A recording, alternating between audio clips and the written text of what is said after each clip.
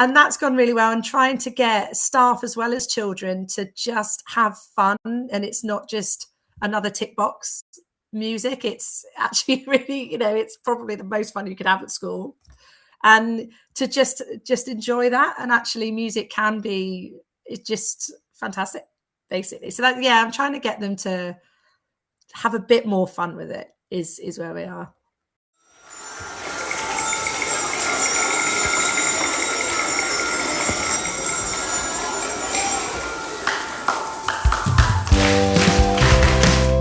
I'm Dr. Liz Stafford, and this is Primary Music in Conversation. This episode of Primary Music in Conversation is proudly sponsored by Starshine Music.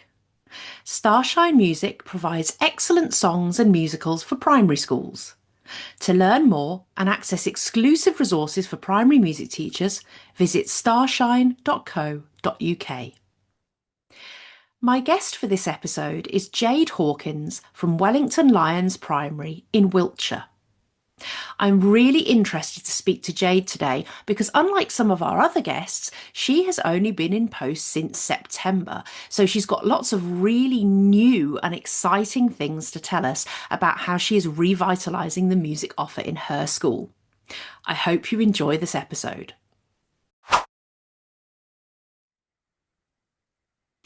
So welcome, Jade, to Primary Music in Conversation. Please could you introduce yourself for our listeners? Hi, my name's Jade Hawkins. I've been teaching only for 4 years, coming up to my 5th year, so not too long. And I've been music lead since September this year. Wow, so all very new. Oh, we got photobombed by a cat. Excellent. Do you know what? I'm surprised that I think this is going to be like episode, probably like we'll have done 19, maybe even 20 episodes. That is the first time we've been zoomed by a cat. So and her name is Banjo, so it's very relevant. Well, there you go then. That's fair enough. So new to music lead, and I mean fairly new to teaching. Is teaching your first career? Did you do something before you were a teacher, or have you gone straight in? So I was a preschool deputy manager for about 10 years or so, and then I went and moved into being a TA, and then sort of went to teaching after that. So I've been working with children for a long time, but teaching's quite new. So yeah, still in that happy, loving it honeymoon stage. Did you say 4 years you're at? 4 years, yeah. It's the 5-year bit that you've got to get through to know that you're serious about it, isn't it? The 5 years is normally where everybody gives up. Yeah, but still there, still here. So, talk me through like when you took over music. Did you have a particular interest in music, or was it did they just make you do it? How did that come about for you? So the previous lead sort of left. We didn't have much to start with, and as a new into subject leads and things, they said have a go with music, see how we get on. So it was sort of given to me, but I already had a passion for it. I love music. We have lots of music at home. My children are in music lessons at the moment, and we're quite a musical house anyway. So when they said, do you want to take on music? I said, yes, absolutely. And it was quite nice in a way to do it, sort of build it from scratch as my first sort of subject lead. To build it then as you go was quite good. I had loads and loads of help from the Music Hub. They've been lovely. They've answered all of my many questions. So yeah, it was a learning curve for me as well, but it's just fantastic. I think music brings so much joy. So it was such a good subject to get started in sort of leading anything. So yeah, it was brilliant. Loved it. So you said there wasn't much in place when you started. So what was the kind of situation then, and what was the first thing what was your first big job? So we were asked when I spoke to the Music Hub, they said, okay, just let's have a look at your development plan. And I sort of went, And there was one, but it just hadn't been updated. I think, sadly, I think music kind of fell a bit by the wayside. So the first big job really was sort of writing out that plan, seeing where we are, where we'd like to go, the vision for the school. It was just basically everything. Everything. Just everything. But I mean, the school are hugely supportive of everything and anything. So got given time, help from the hub, so much to get that. Yeah, I would say the first big job was where do we want to go with it? What's the end result? What's the vision? How's the curriculum looking? How are we evidencing it? And going from there, really. And what are you doing curriculum wise? Because you're just subject overseeing, aren't you? You're not teaching all the music. The individual class teachers are teaching their own music. So how is that all working? So we are currently using Kapow music, but as a scheme. But we feel that when you actually look at the national curriculum for the primary music, it's a majority of it is learning notes and actually composing and touching instruments, funnily enough, and actually, getting involved in the music. And although Kapow is good, it just didn't feel that they were getting enough of that, of the basics of knowing what the notes are and what they mean and what are these funny squiggly D's and things like that. So we're looking at a few others to start in September, just looking to see what else is out there really. And then, but at the moment, yeah, everybody's teaching it. We did struggle with the evidencing of it. It's quite difficult to evidence music, and there isn't much. I've now introduced like a big floor book where any kind of evidence is all on this online recordings and things are on the system, and then anything just as evidence everything, any music you do, anything. And we've started incorporating it into a lot more. It's so cross-curricular music, as you know. So whenever we do like collective pieces of writing across the school, and whenever we do that, we now incorporate that musical element into it as well. So it's just making sure that it is across the curriculum. If you're teaching anything really, you're teaching history, geography, there's going to be there's going to be a piece of music that goes along with that. And we've also started, so our music assemblies are now much more structured. They're based on, we have composers of the week, and we've started introducing, talking about rhythm, pitch, all the actual, it sounds really silly, but the actual musical vocabulary that goes with it. So we're really trying to do the basics, basically, is we're trying to just make sure that these children know the fundamentals before we start we're having fun with it, but before we start really having fun with it. I mean that sounds like a really logical and sensible approach to me. And I think often with schemes, and you're right, there are millions of different schemes out there, you've got to find the one that's suitable for you at the time and the stage that you're at. And I think often people look at schemes and are like, but like, I can't do this with my year fours. And you have to go backwards a little bit and go, okay, so just because it says on the page, this is what I should be doing with my year fours. If my year fours didn't do what was in year three in that scheme, and if they didn't do what was in year two, there's no way I can do this stuff for my year fours. So actually that's a really sensible decision, I think, to kind of strip it back and come back to, okay, what are the fundamentals? What are the things we really need to know? And then, you've got some kind of foundation, a sort of baseline to then build upon, haven't you? Yeah, exactly that. And it's just we're quite lucky in that we do have quite a lovely music room. We've got all these instruments, and they're just they get used. But it's in terms of, they don't, I think that's what we were lacking is, yes, okay, they get used. Yes, we can make sound. That's great, which is always great. But actually, we really need to make music. and how do we start doing that? So yeah, that's where we are really. We're very, very on the start.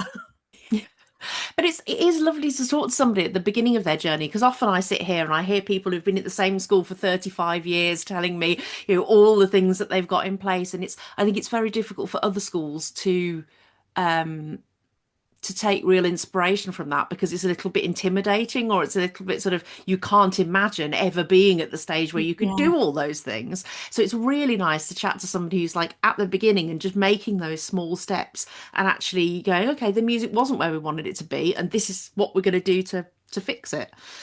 And are your colleagues reacting well to teaching music? Are they all happy about it, or are they, lacking in confidence, and you've got a bit of a mixture? I think there is that I don't want to say, I think fear's the wrong word, but there is that level of bit of apprehension about it. And I think there is you have to sort of let yourself go in a way and just have fun with it. And we are doing so. The assemblies I do, I've tried to really incorporate that kind of fun in it. I did a load of assemblies on different decades, and we went through from the 60s all the way to 2010s, and just introduced music in a fun way. So we did the vocabulary and said, right, this is the 60s. These are the Beatles. let's listen. And that's gone really well. And trying to get staff as well as children to just have fun. And it's not just another tick box music. It's actually really, it's probably the most fun you could have at school. And to just enjoy that. And actually music can be, it's just fantastic, basically. So that, yeah, I'm trying to get them to have a bit more fun with it is where we are. Yeah, you're right though. If it's something you're not confident about, like fun is probably the last thing on your mind, isn't it? It's probably just kind of getting through it. But once you see the potential for the fun, you start to enjoy it as much as the children do. Yeah, absolutely. So, extracurricular wise, you mentioned your assemblies. Have you got anything else going on, instrumental lessons or choirs or anything like that? Yeah, so I can't sing for toffee myself, but I've started a choir, which again is just for fun. It's not if they want to. I'm not sure if we'll be at the level of performing, but it's up to you. So we have a fun choir, which is growing actually, which is growing more and more, which is really nice. And we're hoping to have our first performance in school at the end of the year. I'm sort of gearing them up for it. So hopefully that will be good. So yeah, we have started a choir. Again, that's all very, very at the start, but we are very much hoping to get into performing. And then I've had a lot of discussion with the hub about getting music in. So we actually had the youth of Wiltshire, I think it's Wiltshire Youth Orchestra, came in and did pieces of music from Wallace and Gromit, which was just amazing. And then somebody sort of shouted out, "Do Star Wars!" And then they went, "Okay," and then they just did the Imperial. It was amazing. It was so they were so clever for sort of 16, 17-year-olds to do that. It was amazing, and they absolutely loved it. And then so that we've done that, we've just signed up to Rocksteady Music. Have now come in, and the teacher's fantastic. He did an amazing performance. We've had and more children are signing up to that, which is amazing. And they're different from normal music lessons in that they are in bands and then they perform in a band. And they did the first spring performance was our first one. And honestly, you would have thought these children were rock stars, absolute rock stars. We had sort of reception up to year 6. And it was so wonderful to see the little ones were fantastic. But even we had some year 6s that were a bit shy, a bit nervous, didn't want to do it. And they were coming on and banging the drumsticks. And he really sold them like, and now here's that. And it was wonderful. And they were all cheering on their friends. So that's been lovely. That's been really, really nice. And more children are signing up to that, which is great. And then we also offer sort of normal one-to-one music lessons as well. So yeah, we're definitely getting more and more in as much as we can. We've got some really good, the local, quite an army town, and we're very lucky to have a military band, that perform very close to us. So we went down there at Christmas. We were invited down with the other local schools, and that was also fantastic. So we're just as much as possible, just as much as we can, just get them immersed all the time. So yeah, that's working really well. And it's interesting, that kind of military connection. So do you have lots of children at school whose parents are in the army? Yes, yeah. I'm not sure on the exact numbers, but it's definitely 75% around about are in the military. So we do have a lot of changeover and lots of transition. Yeah. So, but that's also comes with the plus that we have a lot of connections with them. So, like for example, the military band, things like that, they do work really nicely with schools. So we're hoping that the more connections we have with them, the more they can come in and things like that. So yeah, it's quite a good connection to have. And then maybe for those children who may be, moving around, maybe even moving country to country, as their parents move to different bases, having a grounding in music might be the thing that sort of helps them to integrate into their new school and, carry on their lessons elsewhere. I know a few of the like military bases, places like Cyprus, have worked really hard to sort of ensure that there are schools available and kind of music service style instrumental lessons and all that kind of thing for that very reason, really, so that children can get that experience. And it's interesting, I think, because you would think sort of arty farty music and like big scary military stuff would be very opposing ends of the spectrum, but I guess there's that discipline in music, isn't there? And that's probably why there is a really kind of intrinsically linked tradition of military music in this country, because it does use the same kind of skills. You've got to be in time, you've got to be working as a team, you've got to be brave and fearless in your performances. So it's I suppose it's an interesting mixture. Do you have a sense? I mean, I know your children are only in primary school and a lot can happen after that, but do you have a sense that a lot of them are sort of thinking about going into that, following in their parents' footsteps in that kind of career because you're such a military town? Yeah, definitely. There's you hear you hear that quite a bit, that they want to move on and be in their parents' footsteps, which is lovely. It's so lovely when we do have things like the Rocksteady concert and we invite the parents of the children that perform. And I think it's always lovely to see, because they just miss so much being away. It's so lovely and emotional when parents do come in that are away 6 months of the year, to see that with their children as well, and to share that is always lovely. And I think because they don't see their children practice, they come back, and then when they can see the performances, it's quite emotional, actually. It's really nice. So that's another thing as well that I think the music can bring, is the memories. While if they're missing so much, it's nice to have such a memory like that, I think. Yeah, I totally agree. So, often in my discussions with people, we talk all about all the stuff that's already going on, and then right at the end we sneak in some stuff about what's happening in the future. But with you, I feel like there's kind of more future ahead of you than there is present. Yeah. So shall we start talking about future plans and things that you want to bring in place, and what you're hoping over maybe the course of the next sort of academic year and then into the future? Yeah, because we are very much at the start.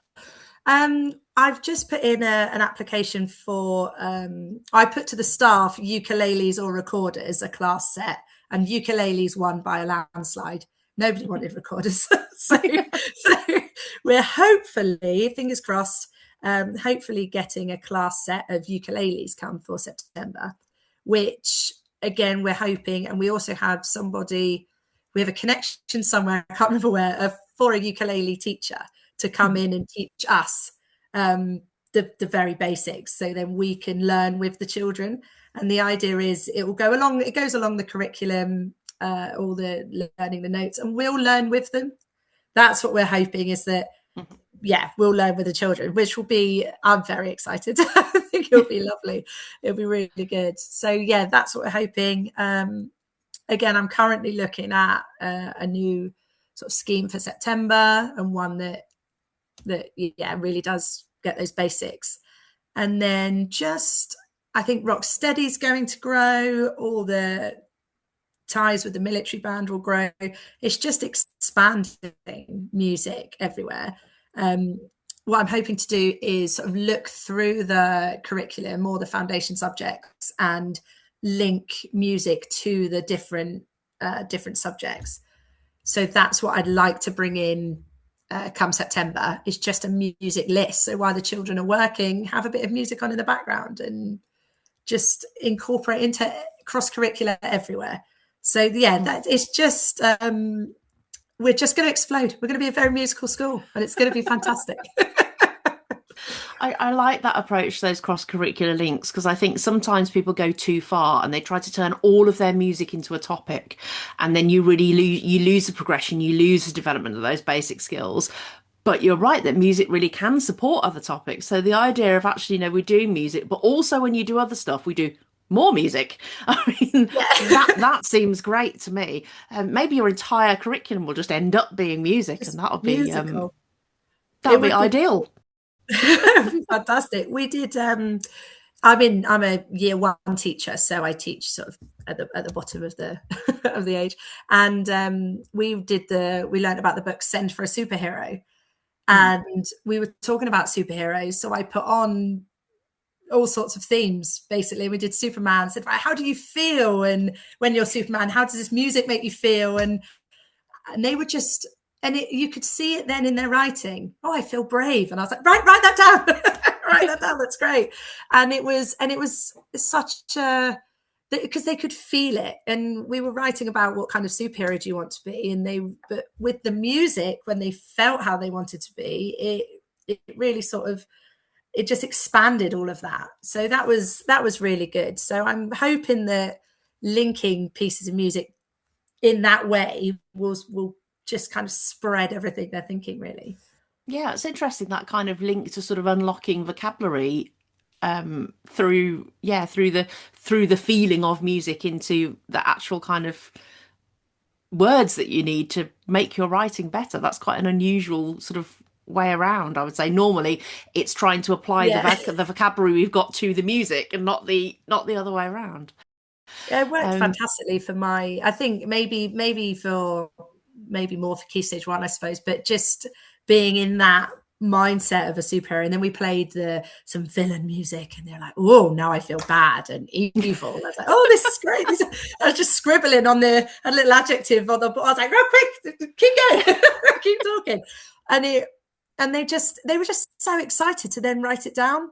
It was almost a bit of a flurry. I was like, quick, I'm writing it down. You write it down. Let's go around, be super again. It was really, and I found it exciting to teach because they were excited. And yeah, like you said, the vocabulary we wrote down of that in that lesson was fantastic. It was really good.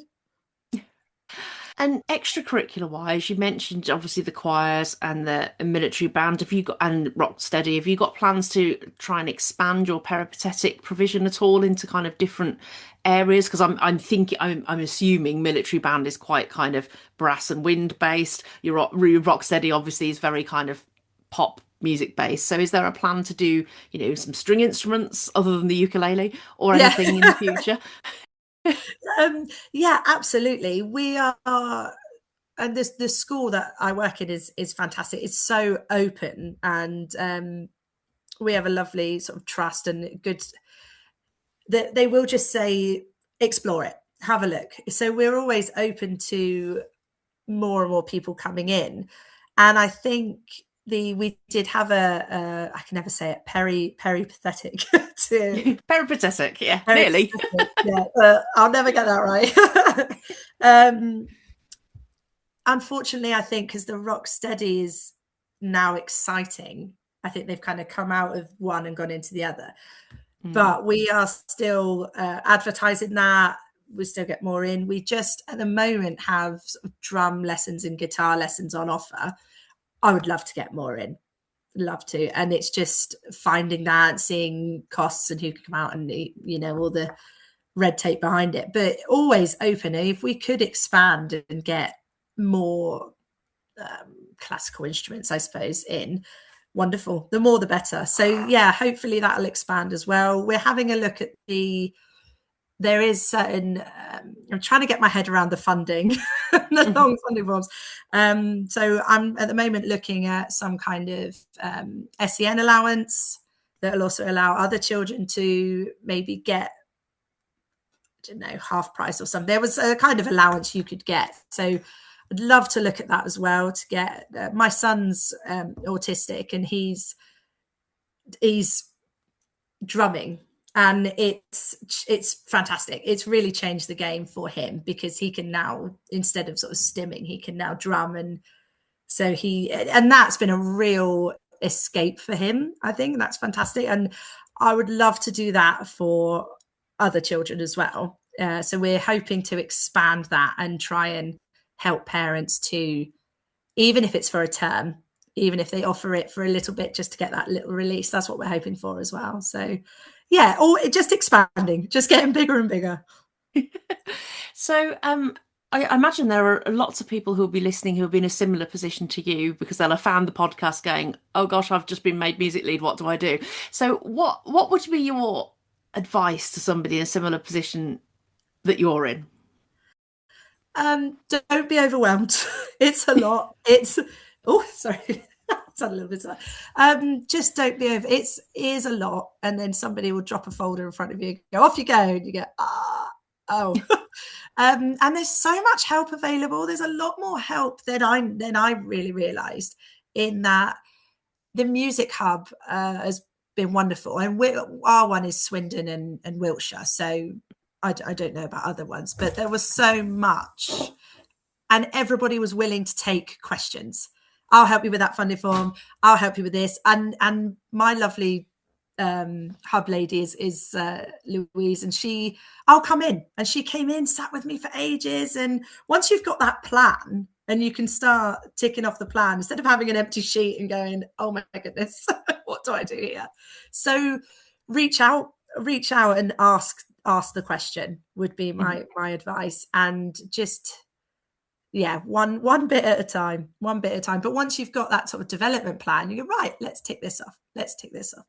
But I would assume there are other music hubs in other counties, and there'll always be somebody to ask the question. So ask, always ask.